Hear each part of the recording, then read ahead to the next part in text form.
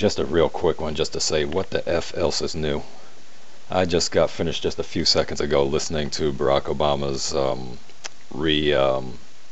inauguration address, and it's just more of the same coming from the mouth of liberal sellouts who don't look at the bigger picture as far as the things that kind of keep society whole and keep us trying to march to the same beat and trying to keep a little bit of balance.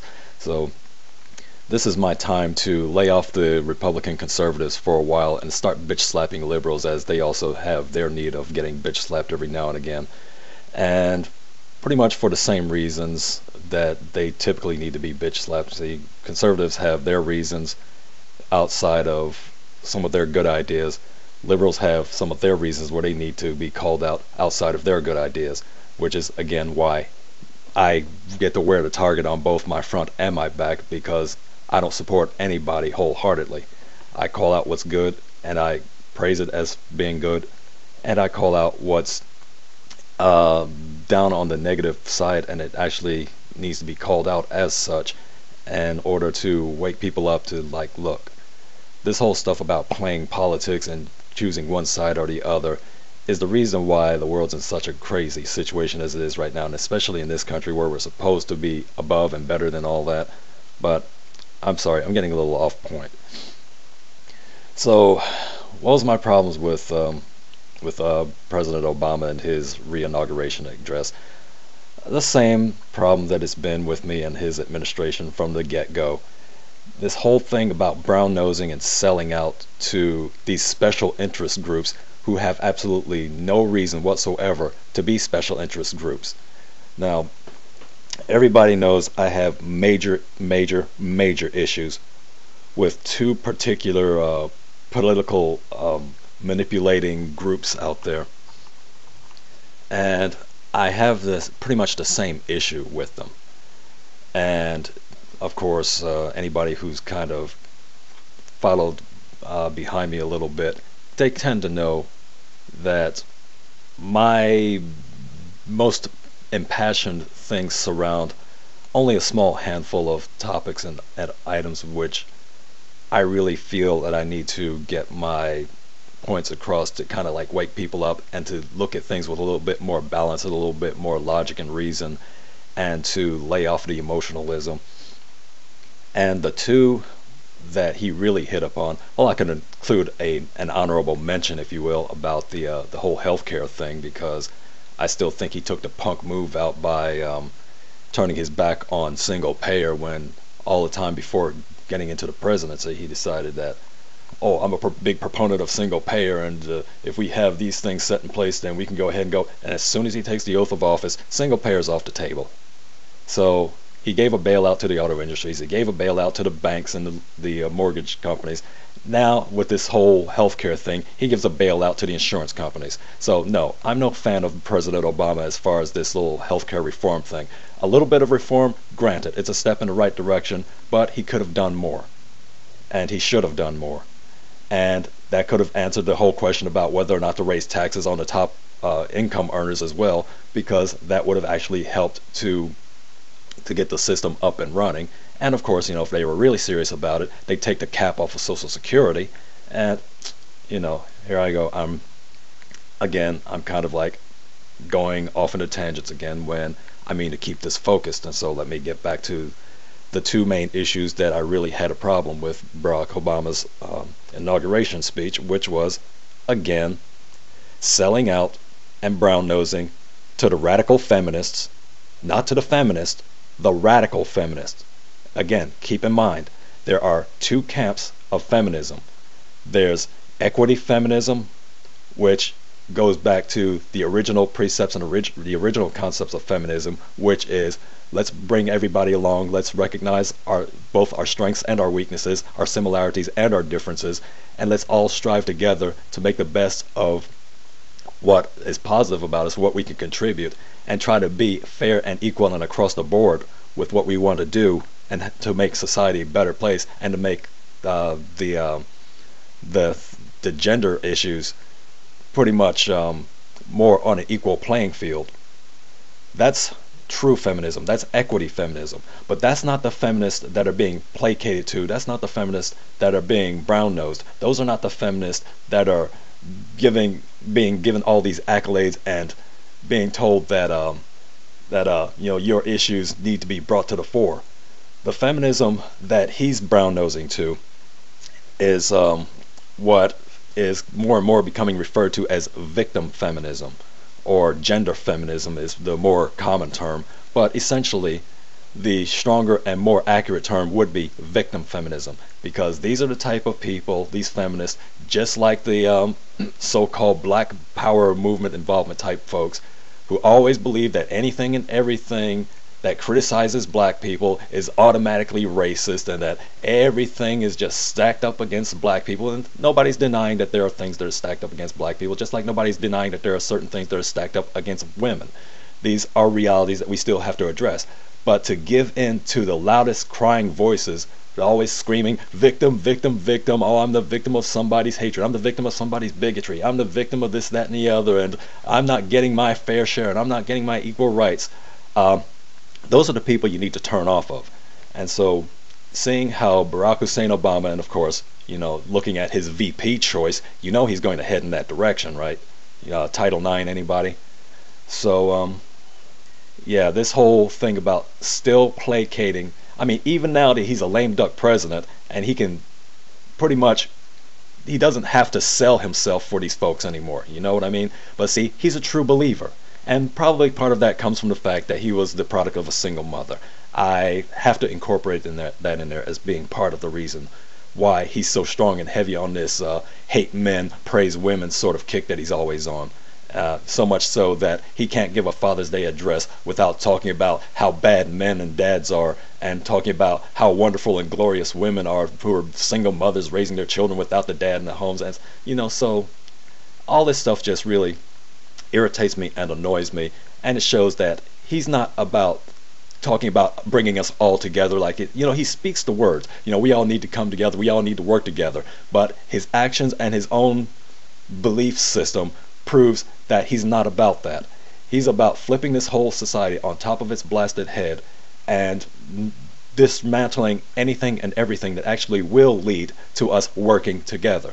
So he does it with these radical feminists, these victim feminists. And of course, everybody's got to sell out to the homosexual lobby, the so-called gays and lesbians who aren't getting their fair shake, who need to be treated as equals also. Now, keep in mind, my position is human rights for everybody, so that no one's greater or lesser than. But when you focus on somebody and a particular group, and you're going to grant them special rights. Now see, this is what people keep overlooking. Homosexuals are not asking for equal rights when it comes to things like homosexual marriage, or these reciprocal benefits, or all these I'm sorry, my brain's kind of locking down right now, because as I keep warning everybody, don't get so emotional about it. I'm having a little bit of an emotional period right now, so I'm not proving true to my own words in this particular instance. But I get emotional because it should just be so blatantly obvious what it's all about and what it's leading to. And nobody seems to be getting that. Nobody's saying that you can't practice your brand of sexuality if that's what you want to do. The problem is when you throw that in front of everybody's face, and then you say that you need to recognize my right to this, that, and the other, and I need these special interests, this, that, and the other. Never mind that a lot of the special interests that they're asking for, I mean, special interests, yeah, might as well say that, same difference. But a lot of these things that they're asking for, when you really look at what they're asking for, and then you try to say, well, hey, does it spread equally across the board? No, it doesn't. And so when it doesn't spread equally across the board, what they're asking for is not equal rights. What they're asking for is special rights and privileges. That's the point I keep trying to make to folks. Look, let these people do whatever the heck they want to do, however they want to do, whoever they want to do it with. That's their kuleana. It had nothing to do with me and my life and what I want to do and what my belief systems are. If that's what makes them happy and gets them to dancing a jig in the street, fine, have at it. But don't, number one, don't impose your stuff onto me, onto my family, and onto my neighborhood, and onto the rest of society, and trying to pump it up as though, hey, it's all the same, it's all just as normal and just as right and just as healthy and just as wholesome as everything. No, it isn't. And in my 36-part series, which I'm still actively working on, which come within the next week or two, I'll actually start uploading some things to address each and every one of these points and items to just prove without a shadow of a doubt that things are not equal here.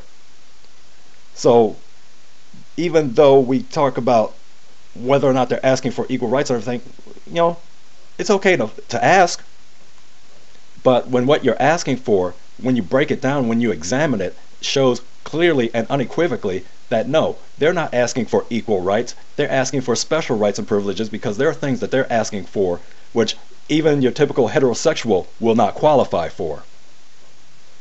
And nobody stops to think about that for a moment. But of course, it all gets wrapped up in, oh, you can't talk bad about anybody, or you can't criticize anybody or any particular group because it's hate speech, and nobody likes to talk about hate speech, and you're being intolerant, and you're just being a bigot. And so all these shaming tactics and all these labels pretty much cow people into silence. I'm sorry, I'm not going to be silent. I'm going to be one of the few who's not going to be silent. Now, unfortunately, by not being silent, I get categorized in with another radical extreme on the opposite end of the spectrum, where you get your types out there who just go around and just hate just for the sake of hating, who just criticize just for the sake of criticizing, who just talk about the bad this, that, and the other just for the sake of doing it, to make themselves look like they're more important, or to, I don't know, earn brownie points with God or some mess like that, because, you know, all this stuff about morality and Jesus and the Bible and all that. And like, you know, hey, you know, if that's your kick, fine, go with it. But like I said, I want something more than just believing or not believing on the God and Bible and all other stuff. I want to know things about, you know, how's it going to hurt or hinder society in some way?